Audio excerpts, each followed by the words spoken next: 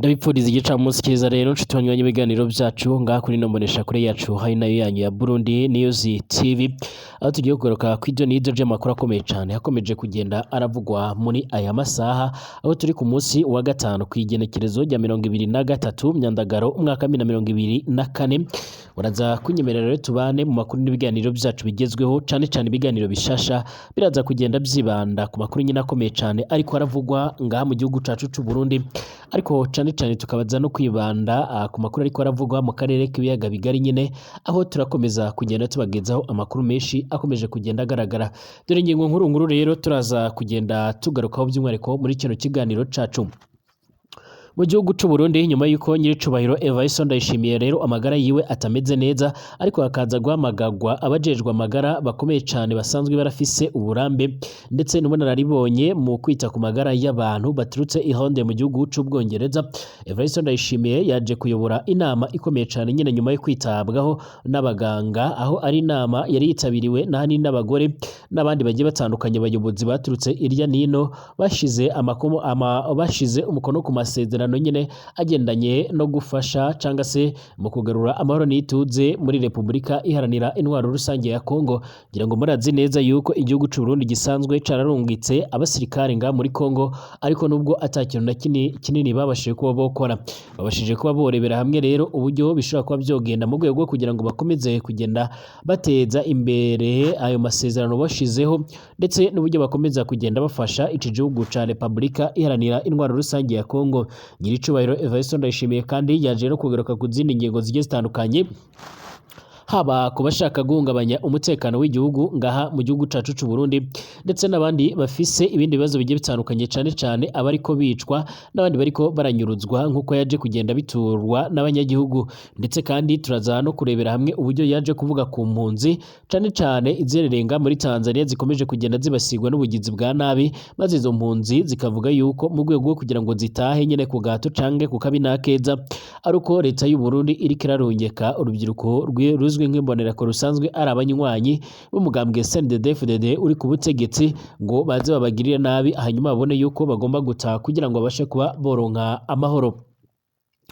Turagaruka kandi ku bikomeje kugenda bivugwa ijya nino ku isi, aho turaza kugaruka n'ubundi kuri kino gihugu c'u Burundi. Abajejwe amagara y'abantu baje kongera kuvuga yuko iki corezo c'ubushita bukomoka ku nkende kizwi nka monkeypox gikomeje kugenda cyandura ku muvuduko ukaze cane, ngo nyamara abanyagihugu ndetse n'abandi bantu bakaba ariko bagikeresa. Ni mu gihe mu gihugu c'u Burundi gikomeje kugenda kirafata abantu benshi cyane bagiye batandukanye, ndetse gushika none hakaba hakomeje kugenda hagaragara ibindi bibazo bigiye bitandukanye, nk'uko amakuru akomeza kugenda haradusumira.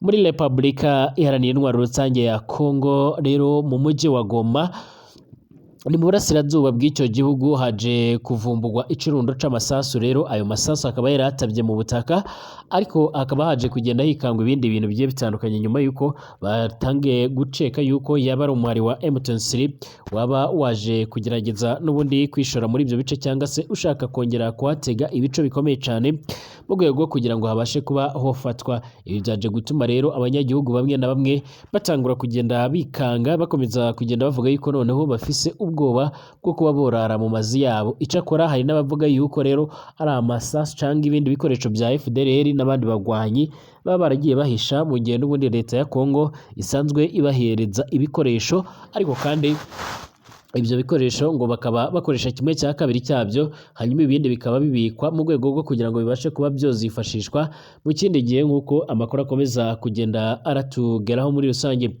Ndabifuriza ibihe byiza cane rero nshuti banywanyi ibiganiro byacu aho muherereye iryo nino, ndabaramukije mbabwira ngo muze tubane muri kino kiganiro cacu. Ndagushuje wowe nkurikira uri ngaha mu gihugu cacu c'u Burundi mu ntara zigiye zitandukanye mu makomine agiye atandukanye, nkwifurije kumererwa neza kandi nkwifurije amahoro y'Imana cane. Abadukurikira namwe muherereye mu bindi bice bigiye bitandukanye hano ku mugabane wa Afrika, mu bihugu bigiye bitandukanye birimo nk'igihugu cibanyi cy'u Rwanda, Kongo, Tanzania, Kenya, Uganda ndetse n'ibindi bihugu bigiye bitandukanye. ibiherereye mu burengerazuba bwa Afrika yo hagati ndetse no muri Afrika y'Amajyepfo, mwese turabaramukije ndetse tunabahaye ikaze mu kiganiro cyacu. Abadukurikira kandi mwerereye ku mugabane w'Uburaya, Aziya, Australia, Amerika ndetse n'ahandi hose, mwese tubifurije ibihe byiza kandi tubifurije amahoro y'Imana cyane.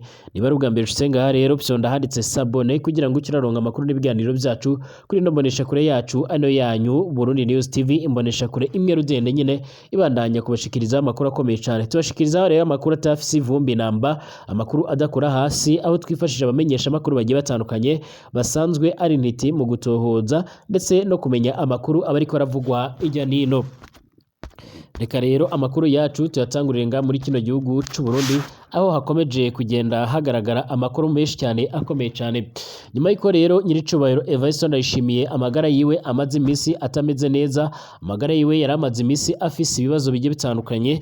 Ubu noneho hari amakuru yamaze kugenda adushikira adusumira yerekana yuko nyiricubahiro Evariste Ndayishimiye uyu munsi yaje kurongora inama ikomeye cyane, akaba ari inama gushika none by'umwihariko akaba ari inama gushika none n'ubundi yaje kugenda by'umwihariko yaje kugenda iragaruka ku bibazo bigiye bitandukanye ndetse no ku masezerano yasinywe hagati y'ibihugu byombi n'ubundi bisanzwe bihuriye mu muryango ukomeye cyane wo gutezanya imbere ndetse no gutabarana, amasezerano n'ubundi ashimangira ndetse anavuga n'ubundi ku bigendanye no kugarura amahoro n'ituze muri Kongo. Ngira ngo murazi neza yuko umwaka uheze rero nyiricubahiro Evariste Ndayishimiye yafashe icemezo cyo kurungika abasodanga muri Kongo, ariko bamwe bavuga yuko rero bagiye barungitswe mu rwego kugira ngo bagwanye umuharire gitabara urusanzwe urazengereza iki gihugu cacu ciza c'u Burundi. Ariko nanone abandi bakavuga yuko rero ariko bigendanye n'amahera leta ya Kongo yabashije ko yo kwemerera igihugu c'u Burundi, ariko kandi hari n'amasezerano yasinywe hagati y'impande zombi ndetse no mu bindi bihugu bigiye bitandukanye n'indi miryango yo gufashanya ndetse no gutabarana mu rwego rwo kugira ngo rero by'umwihariko habashe kuba hoshakwa uburyo nyine umutekano wagaruka ngaha muri Kongo. Kucivugo rero mu rwego kugira ngo abashe kuba aho baho gahunda zo gufatanya guteza imbere rero ihangiro ry'akarere mu byerekeye amahoro, umutekano ndetse no gufashanya biciye mu gutsimbataza uruhara rw'umukenyezi. Umukuru w'igihugu rero c'u Burundi Evariste Ndayishimiye akaba n'umukuru w'inama y'akarere yishirwa mu ngiro ry'amasezerano y'amahoro, umutekano no gufashanya muri Repubulika iharanira intwaro rusange ya Kongo ndetse no mu karere yavuguruwe ku igenekerezo rya 72 Myandagaro umwaka wa 2024, ihuriro ry'abakenyezi bo mu karere k'ibiyaga binini cyane kwishyirwa rero mu ngiro ry'amasezerano y'amahoro, umutekano, gufashanya kuri Repubulika iharanira intwaro rusange ya Kongo. Iyo nama yose n'abandi bategetsi bagiye batandukanye n'abandi bayobozi yariteraniye ngaha i Bujumbura mu gihugu c'u Burundi. Ni inama yayobowe na nyiricibahiro Evariste Ndayishimiye nk'uko byakomeje kugenda bigaragara mu mafoto ndetse n'amavideo yaje kugenda adusumira ku mbuga ngurukana bumenyi, arerekana nyiricibahiro Evariste Ndayishimiye afise imbaraga nkeya nyine z'umubiri nk'umuntu yaramaze iminsi nyine aremvye nk'uko bikomeza kugenda bigaragara. Yaje gufata umwanya ashimira abitabiriye by'umwihariko iyo nama, maze aza kwitsa ku mutekano uri urabera nga muri Repubulika Iharanira Intwaro Rusange ya Kongo. Yaje kwibutsa abahari ndetse n'abari bayitabiriye ndetse n'abari bari bayikurikiye ku buryo bw'ikoranabuhanga yuko rero ari ingenzi gukomeza gufashanya ndetse no gutera inkunga igisirikare ca Repubulika Iharanira Intwaro Rusange ya Kongo mu rwego kugira ngo babashe kuba bo kwivuna abanzi bakomeje kugenda barabatera. Yakomeje avuga yuko rero atazahwema kurungika abasirikare ngaha muri Kongo mu rwego kugira ngo nyine babashe kuba bojya kuzimya uwo muriro, mu gihe avuga yuko rero ngo no mu kindi gihugu bashobora kuba ibintu byahinduka ngo nawe bashobora kuza bakaba bomufasha muri rusange. Icakora rero nubwo abasoda b'igihugu c'u Burundi barungitswe muri Kongo umwaka uheze, mu mpera z'uwo mwaka nyine atakintu na kimwe babashije kuba bofasha icyo gihugu, dore ko n'ubundi umuhari M23 wakomeje kugenda urabazengereza, wakomeje kugenda ubashira habi ndetse benshi warabice, abandi ubafata amatekwa, abandi nyine ugenda ubakorera ibindi bigiye bitandukanye, ibyatumye bamwe banagira ubwoba banavuga yuko batozosubira kuri iyo mirongo y'urugamba nk'uko biriko bitangazwa. nubwo kandi bimeze bityo nyiricibero Evariste Ndayishimiye yongeye kwita ku bandi banyagihugu bagiye batandukanye basanzwe bariko barijandika mu bikorwa bitari byiza, ibikorwa bigendanye no guhungabanya amahoro n'ituze ngaha mu gihugu c'u Burundi. Yaje kuvuga yuko asanzwe afise urutonde rwa bamwe mu baturage ngaha mu gihugu c'u Burundi, yemwe n'abasanzwe yarafise imirimo muri kino gihugu ariko batifuza yuko igihugu ciwe cabasha kuba catekana. Yaje kuvuga yuko rero by'umwihariko afise amazina ya bamwe mu bategetsi bakomeye cyane, arimo no kwiga icyo yobakorera nyine mu rwego rwo kugira ngo abashe kubaca intege, mu gihe amaze iminsi haratabwa muri yombi abantu bamwe na bamwe bakekwaho kugira uruhare mu gushaka bashaka n'ubundi kuba bohirika ubutegetsi bwa nyiricubahiro Evariste Ndayishimiye, cyangwa se kubutembagaza babukoreye ikudeta nk'uko bikomeje kugenda bigaragara. Yaje kubakurira inzira ku murima ye rero, avuga yuko atazomera nk'abandi bategetsi bategetse igihugu c'u Burundi bakagenda bavanwaho mu buryo bukomeye cyane. General Neva rero asanzwe ategeka mu buryo butangaje, aho rimwe na rimwe yigira umusivile kandi ubundi asanzwe ari umwe mu basirikare bakomeye cyane, afise aho yarasanzwe afise ipeti rya generali kuko bikomeje kugenda bigaragara. Yaje kuvuga yuko rero umuntu wese azajya afatirwa mu bikorwa bigiye bitandukanye bitari byiza bigendanye no guhungabanya amahoro n'ituze by'abanyagihugu azoja arakanirwa urumukwiye nk'uko bikomeje kugenda bitangazwa. Yirengagije kandi kuri bimwe mu byegeranyo bimaze iminsi biramushinza kugira ibyaha bigiye bitandukanye birimo kwica, gufunga ndetse n'iyicarubozo n'ibindi bibazo bigiye bitandukanye. Akomeza kugenda avuga yuko yiteguye guhana yihanukiriye uzajya afatwa mu bihe bigiye bitandukanye ashinjwa ibyo byaha bigiye bitandukanye nyine.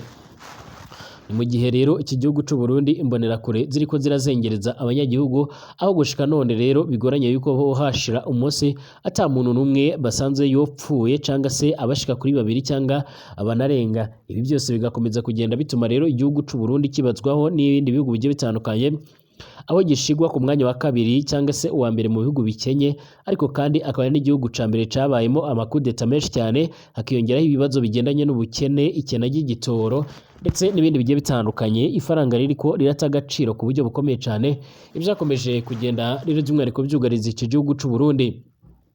Nyamara General Neva ibyo ngibyo byose arabiraba mbaze agaca yemeza nuko igihugu c'u Burundi kidafise ubukene nk'uko abantu birirwa barabiririmba, aho yavuze yuko by'umwihariko umuntu ufise amahera n'ubundi ata kintu ashobora kuba yobura ari ngaha mu gihugu c'u Burundi, kubera yuko avuga yuko ibihahwa bisa naho bihendutse. Nyamara abanyagihugu ntibatinya n'ubundi kuvuga yuko kuva yogera ku butegetsi ubutegetsi ndetse n'ubukungu bw'u Burundi bwasubiye inyuma ku kigero kitigeze kirabaho muri rusange. Yanzuye yuko rero harakomeza gukorwa ibishoboka byose mu rwego rwo kugira ngo abanyagihugu babashe kuba boronka ituze ndetse n'amahoro cyane, ndetse anavuga yuko rero bagomba gukomeza guteza imbere akarere ndetse no gukomeza gufatanya mu kugarura amahoro n'ituze muri Repubulika Iharanira Intwaro Rusange ya Kongo, nk'uko bikomeje kugenda bigaragara cyangwa se nk'uko biriko biratangazwa. Amakuru kandi akomeza kugenda adusumira nuko mu mugwa mukuru w'intara ya Kivu y'Amajyaruguru ngaha muri Repubulika Iharanira Intwaro Rusange ya Kongo nyine ahazwi nk'Igoma, nk'uko bikomeje kugenda bigaragara havumbuwe ikirundo c'amasasu akomeye cyane, amasasu aremereye cyane nk'uko bikomeje kugenda biranatangazwa. Amasasu yari yahishwe mu butaka nk'uko ndi kugenda ndabireba hano kuri iya foto. Amakuru rero aturuka mu mujyi wa Goma aravuga yuko hari ikirundo c'intwaro ziganjemo amasasu cavumbuwe n'abantu bakoraga imirimo y'amaboko, aho barimo rero bacukura bakaza kugwa kuri icyo kirundo c'amasasu nk'uko bikomeje kugenda biratangazwa.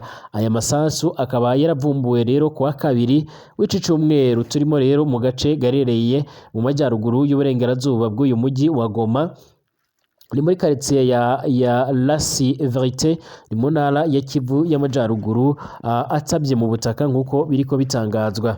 Benshi rero mu baturage baturiye umujyi wa Goma bavuze yuko batekereza yuko ayo masasu yaba yarahishwe mu butaka, rero bishoboka ko ari ay'udutsiko rero tw'amabandi asanzwe yibisha rero ibigwanisho birimo n'intwaro, ariko nabo bashinjwa rero guhungabanya umutekano w'uyu mujyi nk'uko bikomeje kugenda bitangazwa. Iradiyo ya Okapi isanzwe ikorera mu kwa guverinoma ya Kongo iterwa inkunga na ONU. Dukesha iyi nkuru iravuga yuko icyo gipfunyika rero c'amasasu cahise gishyikirizwa inzego z'umutekano kuko rero ababibonye babivuga. Itahugwa ry'ayo masasu rero by'umwihariko ryahuriranye n'igikorwa co kugenzura ibinyabiziga byose byo muri uyu mujyi ko nta ntwaro zibikwamo cyatangiye n'ubundi ku mugoroba wo kuwa kabiri w'iki cyumweru turimo, nk'uko amakuru akomeza kugenda dusumira. Igikorwa rero cyo kugenzura ibi binyabiziga kikazajya kibera ahantu hahurira rero imodoka zivuye ahantu hagiye hatandukanye mu mahuriro y'imihanda mu rwego rwo kureba ko nta ntwaro zinjiye mu mujyi wa Goma mu buryo budakurikije amategeko nk'uko bikomeje kugenda bigaragara.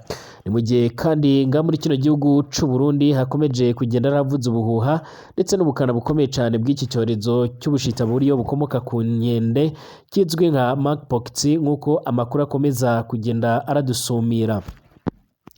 Monkeypox rero iriko iragenda by'umwihariko ijya ku rundi rwego, igenda iteye ubwoba, ariko kandi abantu ntago bariko babibona. Ibi ni bimwe mu byotangajwe n'abajejwe amagara ngaha mu gihugu c'u Burundi. Ndayumva ariko sindabona uyigwaye, sinzi ko yoba ihari nga mu gihugu cange itahari. Ayo ni amwe mu majambo avugwa na Nkundubumwe umushoferi wo mu gisagara ca Bujumbura, ariko iyo tangaza cane rero Egide Irambona nk'uko bikomeje kugenda bigaragara.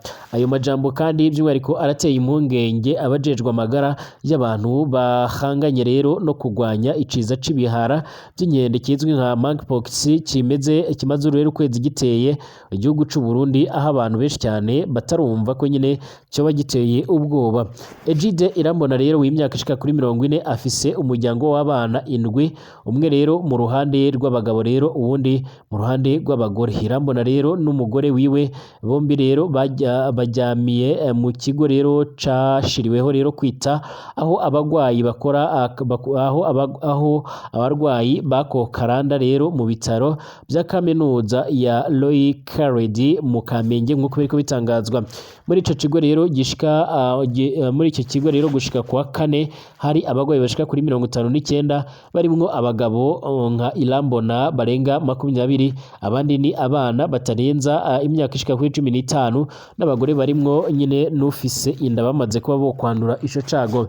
Irambona n'umugore wiwe rero baba muri quartier ya Gihosha mu buraruko bw'igisagara ca Bujumbura. Ico gihe rero nico kimaze kugaragara, ico kiza rero niho kimaze kugaragaramo abanduye benshi cyane, na cane mu makaritiye ya Kinama ndetse no mu Kamenge nk'uko biriko biradusumira.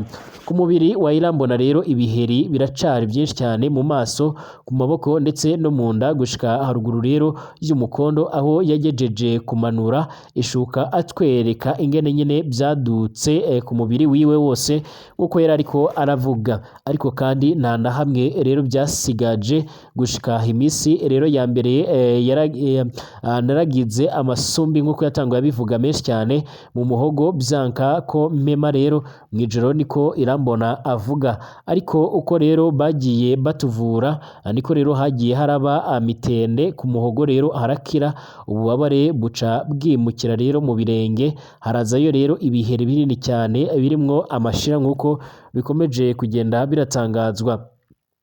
Ku mahirwe rero Irambona n'umugore wiwe abana babo 7, nta numwe rero urandura. Umuhungu mukuru rero w'imyaka ishika kuri 16 ubu ngubu niwe yitayeho rero barumuna biwe, akongera akabandanya akazi kase rero k'ubufundi rero bw'imodoka nk'uko biriko biratangazwa.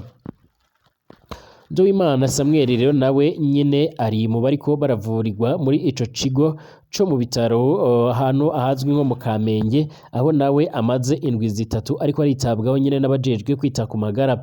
Uwo musore w'imyaka ishika kuri 28 nturinda rero kumwinginga kugira akure agapira cange se ngo aduze ipataro akwereke ku maguru yiwe ndetse n'ahandi ku mubiri ingene huzuye udusebe twahaturitse rero ibiheri na cane no mu mutwe nk'uko biriko bigaragara. ati natanguye kubona rero agaheri ku gihimba cirondoka ndagaharura rero ngatangura rero kumva rero isumbi nini cyane iteye ubwoba. Niko rero Samuel avuga uko ngo rero niko yatanguye kugwara imbere yuko ibiheri byoduka umubiri wiwe wose. Nawe nyine avuga yuko ariko arakira nk'uko bamukomeje kugenda baramwitaho cyane. Irambona na Nduwimana rero bavuga yuko bari barageze kure cyane aho bendaga kuba bo kwicwa.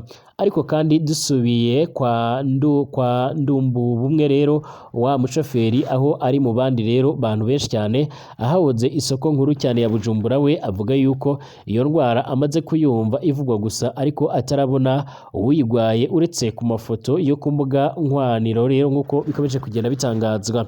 Mbere ngo ntazi rero ko mu gihugu hariko n'abantu bayifise cyangwa se bayigwaye. Aho ku gituro rero cya Mibisi rero hagati ya gisagara ca Bujumbura, abumva iyo ndwara rero ku matwi cane mbere abasa nuko rero ataco ibabwiye si Ndubumwe gusa kuko abandi bantu benshi cyane bagiye batandukanye bakomeza kugenda bashimangira yuko iyo ndwara batayizi. Ku muhingamo rero aho abantu baba bariko rero bahurira amabisi nta kimenyetso c'ubwoba cane c'umwitwarariko w'iyo ndwara y'ibihere nyine iteye ubwoba no kurusha rero ica COVID-19 mu kurandagata vuba cyane ndetse no kwadukira mu buryo bwinshi cyane nk'uko abategetsi bajejwe amagara y'abantu bakomeje kugenda barabivuga. Muganga Ndayikeza, umuvuzi rero w'ubushikiranganji bujejwe amagara y'abantu, avuga yuko umurindi iyo ndwara iriko wari ukwiye rero gutera ubwoba abantu benshi cyane. Mu kwezi kumwe rero kuzokwira rero kwa 25 Myandagaro mwaka 2024 kuva ico ciza gitangajwe ko cateye mu Burundi, abagwayi bemejwe ko rero banduye barashika 170. Ni benshi rero ugereranyije n'ingene irandagata mu bindi bihugu rero bimwe na bimwe nk'uko yakomeje kugenda arabivuga. Nk'uko rero bikomeje kugenda bitangazwa, igihugu c'u Burundi ni kimwe mu bihugu byakomeje kugenda byatakwa n'iyo ndwara. Ariko kandi hari n'ibindi bihugu bigiye bitandukanye birimo nk'u Rwanda, birimo Repubulika Iharanira Intwaro Rusange ya Kongo aho yamaze igihe inahazengereza ku buryo bukomeye cyane, ndetse hakaba hari n'ibindi bihugu bigiye bitandukanye nyine yakomeje kugenda irigarura cyangwa se iragaragaramo.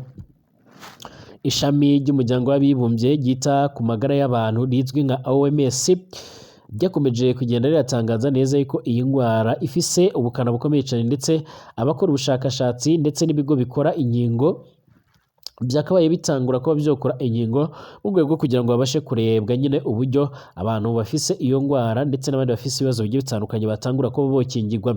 Ibihugu birimo nka Leta Zunze Ubumwe za Amerika, Ubufaransa ndetse n'ahandi hirya no hino ku isi batanguye ibikorwa bigiye bitandukanye byo gukora inkingo nyinshi cyane zishobora kuzakingira abantu. Ndetse muri Repubulika Iharanira Demokarasi ya Kongo rero abagwayi bashika kuri za 700 barenga bamaze kwicwa n'iyi ndwara cyangwa se n'icyo cyorezo, mu gihe abandi baharugwa mu bihumbi bamaze kugenda bandura ico cyorezo cyangwa icyo cyago. Icakora kuri Repubulika Iharanira Intwaro Rusange ya Kongo rero hakomeje gahunda yo kuyirinda mu buryo bukomeye cyane, nubwo bigoranye bitewe n'ingwano zimaze imisi zirabera muri ibyo bice cyangwa se zimaze imigihe zirabera muri ibyo bice bigiye bitandukanye. Ariko kandi ibihugu bigiye bitandukanye by'ibinywanyi b'icyo gihugu byotanguye kugenda biratangaza neza yuko byiteguye kubahereza inkingo zishobora kuba zobafasha mu guhangana n'ico cago. Ndabashimiye mwese kuko mubana natwe.